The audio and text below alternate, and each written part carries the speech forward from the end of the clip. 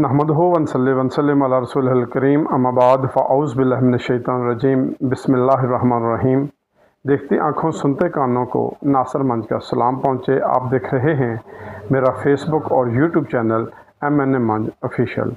मुअज़्ज़ज़ नाज़रीन, पिछले मंगल चूँकि कप्तान की बहनों को मुलाकात नहीं करने दी गई थी, जिसके नतीजा में अलीमा ख़ान और दीगर बहनों ने ऐलान किया था कि आज के बाद कोई वर्कर या कोई रुकन पार्लिमान यहाँ अडयाला जेल तशरीफ़ ना लेके आए, हम अकेली बहनें ही आएंगी।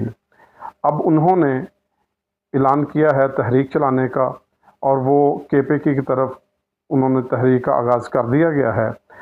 उसकी इसी तगदो और इसी कोशिश को देखते हुए पाकिस्तान के नामवर सहाफ़ी नजम सेठी ने एक बयान देते हुए कहा है, जिन लोगों को खान साहब ने खुद नामज़द किया, जैसे कि सलमान अकरम राजा, बैरिस्टर गौहर और महमूद अचकज़ई, उनका भी अलीमा ख़ान से इत्तेफाक नहीं है।